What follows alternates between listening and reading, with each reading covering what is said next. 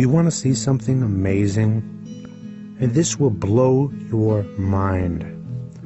I was walking through the woods last fall, and I witnessed something that defied unbelievable odds.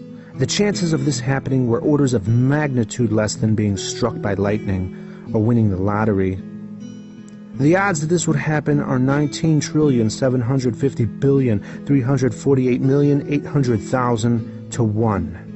And I'm not just making that number up. I actually did the math and determined the probability that this would happen. But not only did I see it, I got it on camera.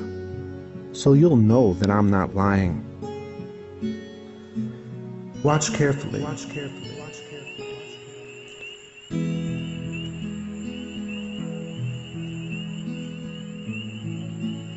I was enjoying my walk. The fall air was still warm, but a crisp, cool breeze slipped through the trees, carrying a hint of distant thunder, rumbling. I remember smelling the coming of rain, reflecting upon what a pleasant smell that is. When I looked down on the ground, and I saw something that forced me to a halt. There, did you see it? Did you see it? Watch again. That particular leaf landed in that exact spot precisely at 2:43 and 12 seconds p.m. on October 8th. That leaf just defied 20 trillion to 1 odds. Don't look at me like that. Why are you so disappointed? What were you expecting? Don't give me that pouty lip. Let me explain why this is impressive. You see, I took the leaf into my house and measured it. It's 1.5 by 0.3 inches. Given the average wind velocity of the fall season, the leaf could have landed anywhere within a 50-foot radius of the tree. And if we take into account that there are 7,862,400 seconds in the fall season, then the odds that that leaf would land in that exact spot at that exact time are 19,750,348,800,000 to 1. Would you bet money on those odds? Well, why not? After all, leaves fall to the ground every minute of every day. But you're still not impressed, are you? Why not? Oh, I think I know. It's for the exact same reason I'm not impressed when William Lane Craig says this. So could the fine-tuning be due to chance? Well, the problem with this alternative is that the odds against the fine-tunings occurring by accident are so incomprehensibly great that they cannot be reasonably faced. The probability that all the constants and quantities would fall by chance alone into the infinitesimal life-permitting range is vanishingly small. We now know that life-prohibiting universes are vastly more probable than any life-permitting universe. Our first clue that Craig is misusing probability is that he's deriving his figures from a sample set of 1, as we've never observed another universe to compare ours to. And if we could, that would solve his problem anyway, as there'd likely be many other universes, thereby increasing the probability that one like ours would exist. When you use a sample set of 1, then the probability can only be 1 to 1. Craig is operating under the assumption that the constants can be altered, which is a completely unfounded assumption.